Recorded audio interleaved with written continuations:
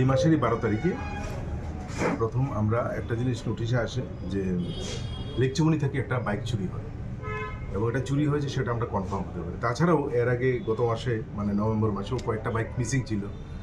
তো সব মিলিয়ে আমরা যখন লেকচুমনির কেসটা নিয়ে যখন আমরা মনোযোগ সহকারে ওসি রানা চ্যাটার্জির নেতৃত্বে একটা টিম তৈরি করি, টিম অনুযায়ী সেখানে কাজ করতে শুরু করে এবং একজনকে ধরা হয় এবং এটা কনফার্ম হয়েছিল যে এটা চুরি হয়েছে এবং একজনকে ধরার পর দেখা যায় যে এটাতে একটা টোটালি গ্যাং কাজ করছে।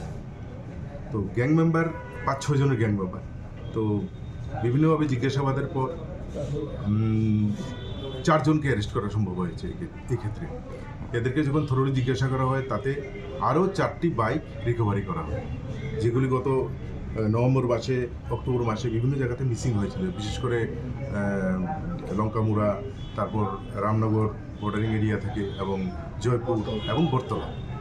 তো আমাদের যাদেরকে ধরা হয়েছে তাদের কাছ থেকে বিস্তারিত তথ্য পেয়ে আমরা আরও 2 জনকে অ্যারেস্ট করব। আরও 2 জনের নাম এখানে এসছে এই গ্যাংয়ের। শুধু তাই না, এই চুরির ব্যাগ দিয়ে ওরা কোথাও কোথাও ছিনতাইয়ের কাজও করেছে। বিশেষ করে বাইক নাম্বার 6633 যে বাইকটা আছে এটা দিয়ে এরা ছিনতাইয়ের কাজও করেছে।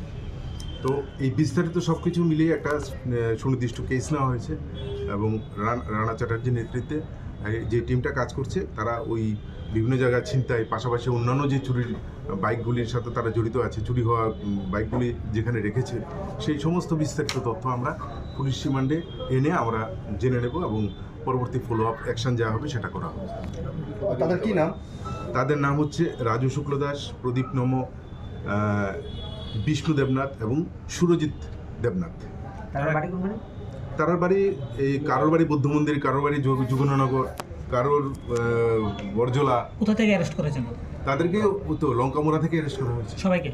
সবাইকে না, 3জনকে লঙ্কামোড়া থেকে, আর একজন তো আমরা আগেই অ্যারেস্ট করেছিলাম রামনগর থেকে। বাইকগুলো কোথা থেকে উদ্ধার করা হয়েছে? বাইকগুলি সেই বিশেষ করে লঙ্কামোড়া থেকে 3টি বাইক পাওয়া যায়। আরো মালিকদের কোনো পাওয়া গেছে?